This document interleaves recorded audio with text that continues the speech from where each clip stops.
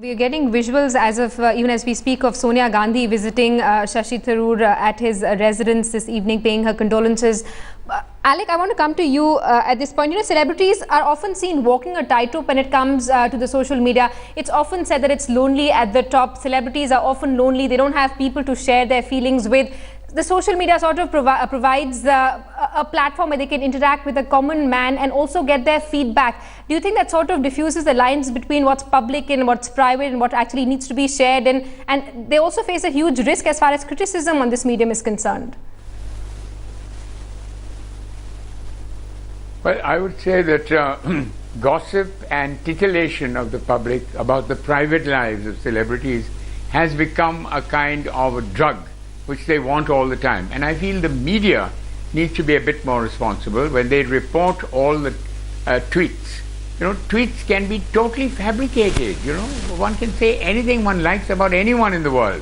You know, whether you want to say something about Obama or you want to say something about Manmohan Singh or whoever, you can just send a tweet out and irresponsibly. And I think a lot of people are not doing it irresponsibly. They're doing it as a means of either hitting back at someone or trying to pull the rug from under someone's feet.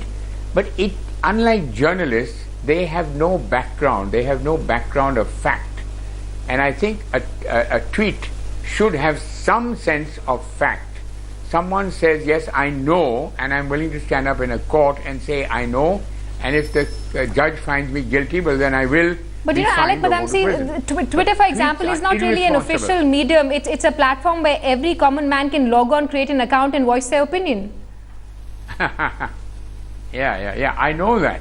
And I'm saying in certain prescribed limits. In other words, can anyone tweet porn on Twitter? You can, if you want to, but then you could be caught. And I'm saying similarly, any kind of thing that crosses the line between privacy and public knowledge is something we have to be very aware of. And there are not enough laws in this country or in any country. I'd like to know what happens in America or in Europe or in Australia or in Africa or in South America. How are they treating Twitter in those countries? Are there any laws to prevent you from saying any or everything without evidence? Just anything you can say, you can spread a rumor, you know, about, I know that certainly it's been used for causing riots. Absolutely. And that is a very, very dangerous thing.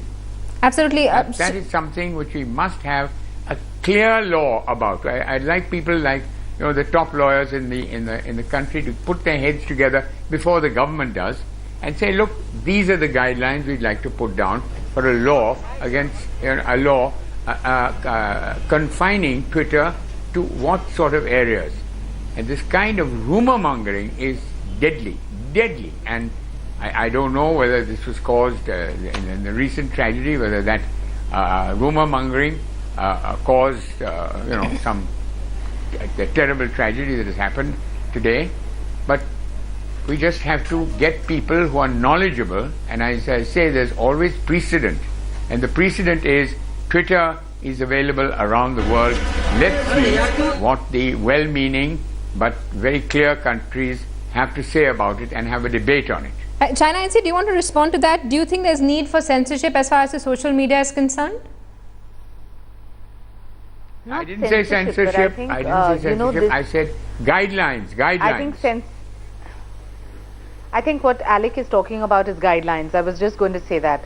And in this era of sensationalism, where, you know, everything is a competitive expose, yes, I think we need to be slightly more cautious about what we're tweeting. In this particular case, only because there have been so many tweets vis-a-vis relationships, etc., I think that one needs to arrive at the truth, because this is not just the issue of an Indian woman losing her life, but this could also be the case of an ISI agent, for all you know. So unless and until a thorough investigation is done, because this is clearly a minister of the government of India, so this is not just some odd case. But I hope to say that, you know, we learn from the West rather than aping the West. There are various stories that one sees in the US and other parts of the Western world, but not in India. And I really hope that we can live up to our moral and social fabric and go back to our good value system, because I believe truly that when it comes to any kind of injustice towards women, you don't resolve it by Twitter, you resolve it by a good family system.